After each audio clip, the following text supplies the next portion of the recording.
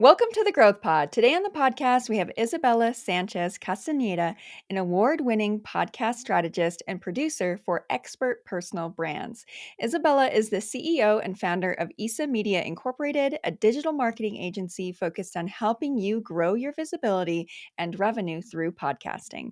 Combining her background in journalism, dedication to marketing, and years in podcasting, Isabella is here to help you know exactly what to say in your next podcast episode. Isabella, welcome to the podcast. Thank you so much for having me. I am excited for our chat today. You're going to share why every entrepreneur should have a podcast, something that I think we're both very passionate about. But before we get started, can you share a little bit about why you're so passionate about this topic? Absolutely. So, I really have grown to love podcasting, not just because of the benefits that it can have for the business, but really for the benefits it can have for the host. And oftentimes, people are resistant to starting their podcast because they're like, who wants to listen to me? Who cares about what I have to say? Or they think they'll be judged, or just a lot of different fears. And so I love and am committed to watching hosts evolve that thought and evolve into, hey, I actually have something really important to share. I can bring people together through my words, through what I say. And so just having started, originally it was, a cool medium, a great marketing opportunity, but over time it's really become a confidence tool, and just watching that evolution is so amazing.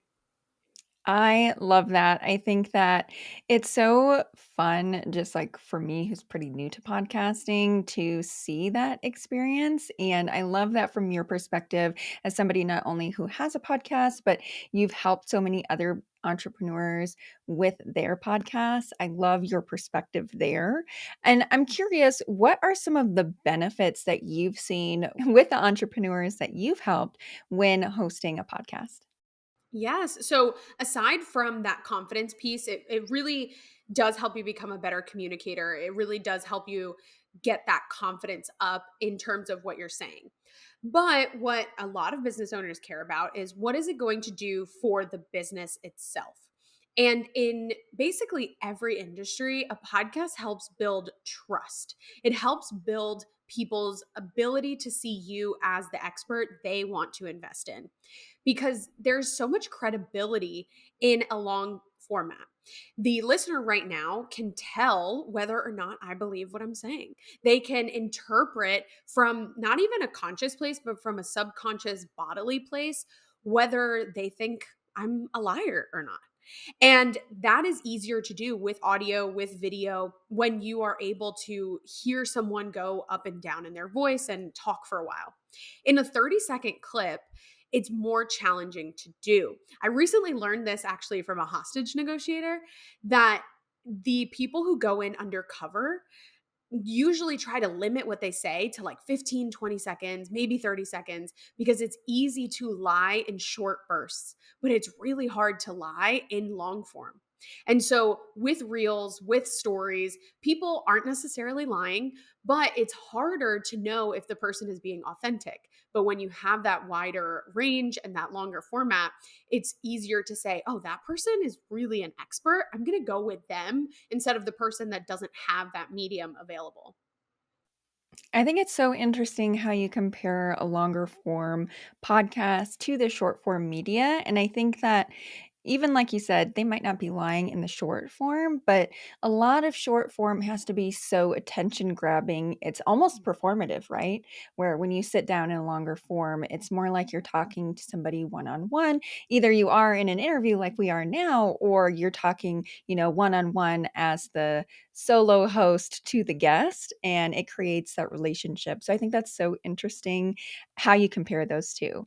In your opinion, is guesting, so being a guest on podcasts like you are now, as powerful as hosting? And why do you think that, or why do you not think that? So I definitely think it's more powerful than not entering into podcasting at all. So a lot of times folks are wondering if they even like this medium, if they're even interested, and guesting is a great first place to go, because you get to test, do you like talking about it in a audio first format? Maybe it has video on top, and going into depth about your topic. Or it might help you discover that no, you don't, and you prefer blogging or you prefer writing longer newsletters, and you get to discover that before and maybe investing in an expensive microphone and software and a producer and everything on your own. When it comes time to, yes, I like the podcasting medium, you decide that it's for you, that it's really going to help you communicate better, great. Then I would say the best strategy is to have your own show and then guest on other people's, because podcast listeners like to listen to other podcasts. So if you're on someone's show and you say, "Hey, I have a show," those folks are more likely to go check out that show than they are to go join your email list or sign up for Instagram or follow you on Instagram right away, since it's a different medium. So the winning combination is having both guesting and your own show. But if you have to choose not doing it at all or doing it, guesting is amazing. I love how you're using guesting as a way to get an entrepreneur in the podcasting space and kind of dip their toes in the water to see if they like it. But I also love what you were saying about, using guesting as a tool to get people to listen to your podcast. It's a pretty low barrier to entry ask, hey, you're listening to this podcast. And if you liked what I said, I also have a podcast. And you're just trying to continue to grow that relationship with the listeners, and I think that is very interesting, in the strategy. A lot of people are like, I'm very sales driven and I want to make a sale from this, but taking the time to nurture that relationship is important. Speaking of important things, what is the most important thing in your opinion when an entrepreneur sets out to launch a podcast? Yes, I think the most important thing is knowing what you plan to say after episode 10. So many people get really excited about having a podcast and they think of the first episode. And usually the first episode is, why am I here? Why did I start my business? Why did I start this podcast? Episode 2 is maybe diving a little deeper into a particular part of the journey. And then they give a couple tips in episode 3, 4, and 5. And they're like, I've run out of ideas. And maybe they have a couple guests lined up. So they get to episode 9 and they get to episode 10 and they're like, I've run out of friends and I've run out of ideas.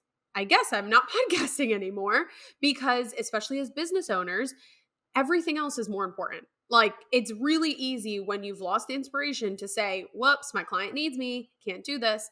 So if you start and you decide the first 12 episodes and you say, I'm going to have this many guests, I'm going to talk about these things, and they're going to build upon each other in this way. They're going to lead to a specific offer. I always encourage people, reverse engineer your episodes from the offer that you're trying to sell. And then you plan from the very beginning to get to 12. It'll be a lot easier to stick with it and actually endure in this podcasting game, because pod fade is the most common issue with podcasting. It's just people running out of things to say or putting something else as a bigger priority. And so we've talked a little bit about the benefits of being a guest. We've talked about the benefits of being a host. I want to talk now about the different styles of podcasting shows, which is an interview or a solo style show. In your experience, if your goal as an entrepreneur is to eventually drive business from your podcast, what style is best, interview or solo? So I don't ever want to tell people ditch the interviews altogether, because it is amazing to be able to collaborate like we are right now.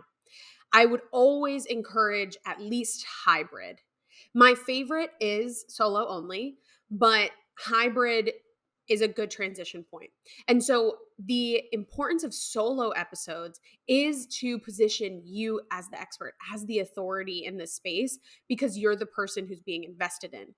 When there are only guest episodes, people don't see you as that authority. They see you as a curator. They see you as someone with an amazing network, maybe someone who asks great questions to other people, but they have to work really hard to see you as, oh, this person is an expert at systems, or this person is an amazing real estate agent, or this person's an amazing private practice person.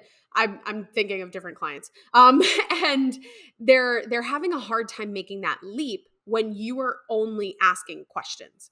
When you are answering questions through a solo show about your expertise, they can say, "Oh, I see how much they know. That's really cool."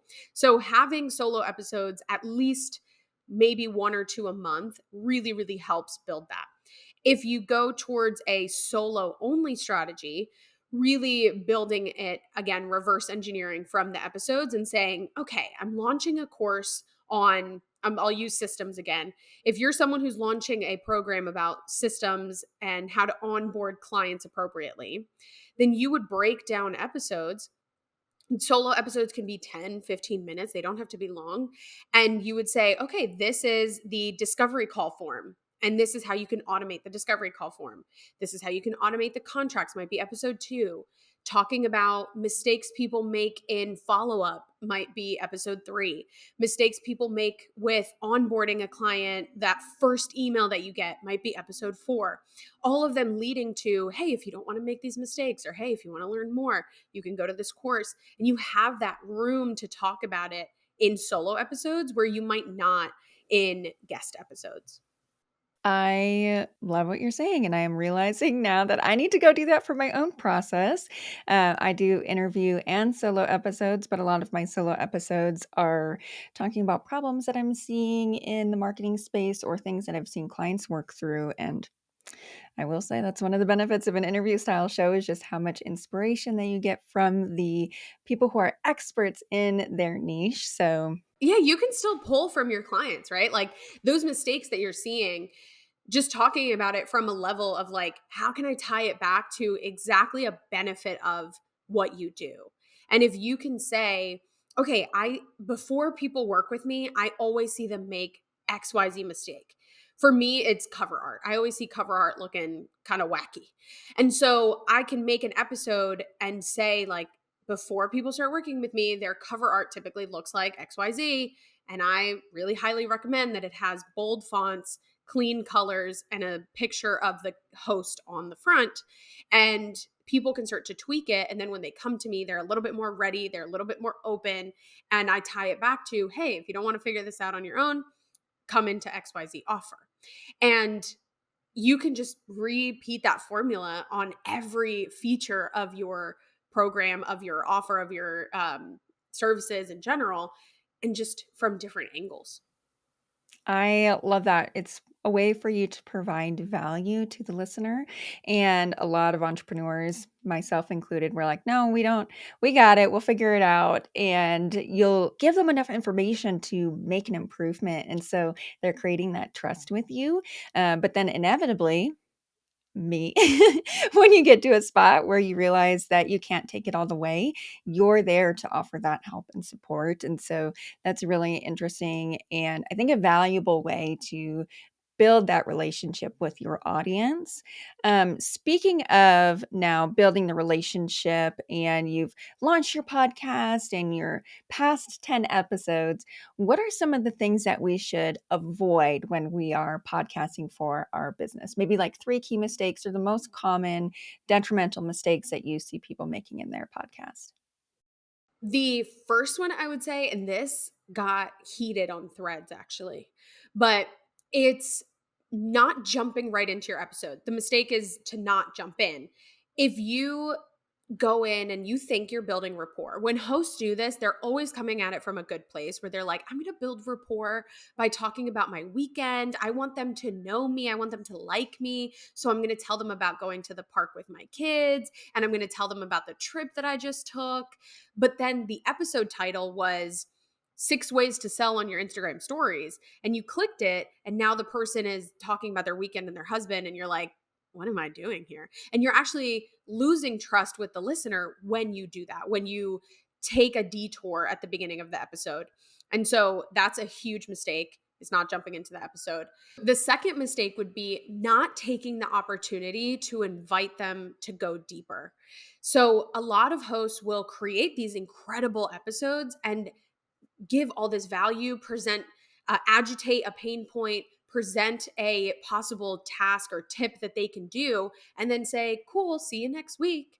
And that person has just, their pain point has been agitated. They're ready. They're much closer to buying, but now they don't know what to buy. they're just like, I now know that I have this problem. What do I do with it? So if you do take the opportunity to invite them to go deeper, inviting them to go deeper might be an email list, a freebie. It might be a free consult call, or it might be directly into an offer because you've said, hey, I'm letting you know that there's a better way and now your problem can be solved. And so many hosts get afraid to be salesy, or they're like, oh, the person's going to feel like I took advantage of their time by now pitching. And I'm like, no, they're going to appreciate it. If you did the episode well, they're going to appreciate knowing where they can go get the solution. And so really focusing on those beginnings and ends. And I would say the third thing is not taking the time to promote their episode. So again, so much love and effort goes into each recording and then it fizzles. When the easiest thing you can do is send an email, say, hey, if you've ever wondered about this topic, or if you do have a guest on saying, this person just gave us this big, juicy tip, go click on the episode, sending a quick email, posting a story, even if you are using Instagram, even if it's just hitting the share button on Spotify, it'll create this like one slide graphic on your Instagram stories, and you can share that. That's better than not sharing it at all. And then it's controversial, but the new episode announcement on your feed, no, that's not going to bring in new listeners. If you like put a little Canva graphic that says new episode and the title of the episode, it won't bring in new listeners most of the time, but it will remind your existing listeners that there's a new episode for them to consume. So making sure that you really promote the show and get people into what you're taking so much time to create. I love that. Isabella, you are somebody who helps people do this in their own businesses, and I'm sure that keeps you really busy, but I'm curious to know what's next for you? What are you working on? I appreciate this question. So I have talked this whole time about solo episodes, and I love them and would do them all day long. However, I recently went on a challenge to do 60 to 70 interviews in the span of about 50 days. And yesterday I hit interview number 60. And I've been learning so much about being a great host with guests and have created a second show called the Thought Leaders Podcast. And that has me so excited because it's just learning an entire new realm of this industry that I already love. And I'm just hoping to be able to share those insights deeper with my clients and with new people. Amazing. And if somebody's listening to this episode and they're realizing that they want to take their podcast to the next level or they want to start a new podcast for their business, what's the best place for them to get in touch with you? Yeah. So ISA Media Inc. is ISAMEDIAINC.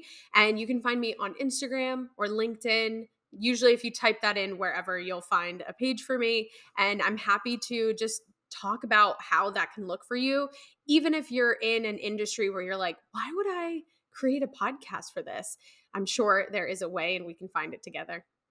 I love that. If you are listening and any of that sounds good to you, all the links will be in the description. So everything will be right there for you. Isabella, thank you so much for joining us today. I really enjoyed our conversation. Thank you so much for having me.